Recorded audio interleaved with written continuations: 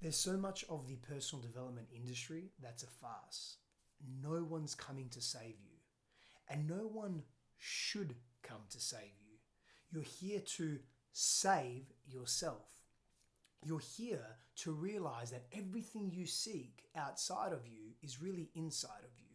And here's another thing, don't take any of what I say for gospel. Don't take it for complete or absolute truth. Be with it. If it resonates, explore it for yourself. Be in a space of critical thinking, critical feeling. Sensate your world, your inner world and your outer world. See, one of the biggest problems with the personal development industry is that we have wounded coaches, wounded healers, wounded guides that derive much of their self-worth, their elevated sense of self, through being that person that everyone comes to for the answers. I don't have answers for you. You don't have answers for anyone else. You have perspectives. I have a perspective. I have life experiences that I can share, that I can be with. Now, let's back up a moment.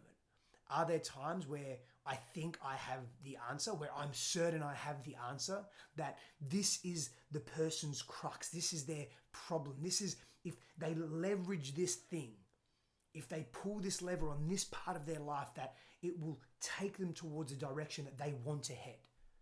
I think that and believe that sometimes. Am I always accurate? No, I'm not. And neither are you. And that's okay. You see, if we don't come to terms with not having all the answers, then we're going to develop a complex around it, and we have. There are charlatans in this space. There are people that claim to have the secret formula for you, the golden goose, no matter what it is. The truth is they have a perspective, and it could be a valuable one. It could be wisdom that actually aligns with you. And in this moment, in this time, it's what you need to further explore, to further examine, to go down that rabbit hole. But no one's going to do that work for you. I can't do the work for you. You can't do the work for someone else. They have to exert the effort. They have to choose to see their worthiness, to see who they are, who they can be. We have that responsibility. As a coach, and to be honest, I don't even like the word coach. I don't necessarily resonate with it. I'm not charged by it, but I'm not in love with it. But we'll use it because it makes sense, right? And we understand what we're talking about. So as a coach, I can only hope that when I'm working with clients, that I'm in integrity, number one. I'm doing my inner work, number two. When I'm working with my clients, and even when I'm not with my clients directly, I'm choosing consciously, as often as possible, to be in a safe, neurological, emotional, relational space for me and for those that come into contact with me. That means, again, coming back to doing my inner work. It means being aware of the aspects of myself that reside in shadow, that are reactive, that still come and stem from wounding, right? But we pedestalize coaches, leaders, influencers. And because we pedestalize them, we think they are perfect. And instead of honoring their imperfections, we build them up. And for most people, and it did this for me for a very long time, I have to be perfect. I can't make mistakes. That means I have to start hiding my shadow. I have to start hiding my abrasiveness, my impatience, my aggressiveness, my sometimes intolerances for what I perceive to be ignorance, my judgment. I grew up in all these things. And so for me, and these aren't excuses, these are reasons though, but for me, it comes very naturally. So I have to work, I've got to do the work and apply effort and choose, if I choose to be different, because that vibration, that emotional, relational signature doesn't suit me or serve me anymore. But when we pedestalize our leaders, we make it very difficult for them to be human. And the fall from grace is a lot harder, and our disappointment's a lot harder as a result of that. And we move then into self-hate or loathing, or even projected hate and loathing and anger towards someone. We blame and shame others, and we blame and shame ourselves. And we get lost in this conundrum of, well, they said they would heal me. No one's here to heal you. Firstly, you're not broken. It's a recognition that you are magnificent. It's a recognition, it's a remembering that you are in greatness and that you've lost your way.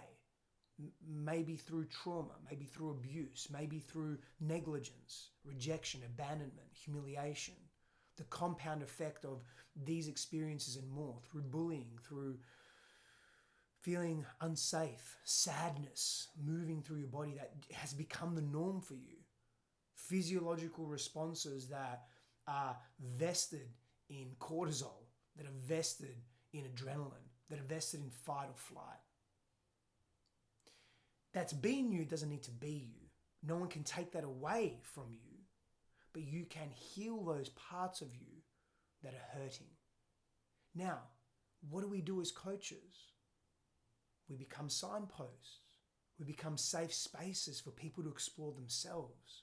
Yes, we carry intelligence and wisdom and knowledge, but you can't give knowledge to someone. Knowledge is earned. Wisdom is earned. And I don't mean that in the sense that you've got to grind hard. Sometimes you do. But I mean that in the sense of wisdom is something that we experience directly for ourselves. The knowledge that I have, I may be able to share with you. How you take that on, how you explore that, how you determine if that suits you is up to you. And it needs to be. That's empowerment. That's sovereignty. That's autonomy. That's you being in an empowered state, not in a disempowered state where you're giving your power away. We can hold information, but what do we do with that? No one's here to save you. No one's here to save me. Do I engage with coaches and healers and therapists and all the things? Yeah, I do. But with the intention for them to provide me with guidance or a perspective that I cannot see myself. Because often we cannot see the forest through the trees. And that's what a healthy coach will help you do. See the forest through the trees. Provide a perspective in a way that is palatable for you. That you can absorb it and go, oh, I'm curious about that. Get you out of friction and tension and contraction and fear and into openness and expansion and curiosity.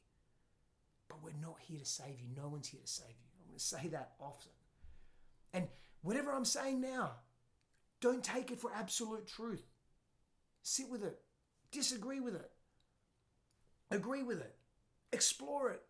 Do whatever you want with it, but make your mind up for yourself. Whatever book you read, there's a lot of books here behind me. I haven't read them all, but I'm getting there. But I don't take them for everything. I get curious. Oh, that's an interesting perspective. I like the way that's framed. That resonates with me. One of the biggest mistakes we make is pedestalizing and glorifying individual people. And we're human, and we're going to make mistakes, and we're going to say things and do things that hurt others and hurt us. And we're here to learn from each other, with each other. And maybe that's the most important lesson. That's the most important teaching, is that. Can we transfer knowledge? We can share perspectives. We can share life experiences.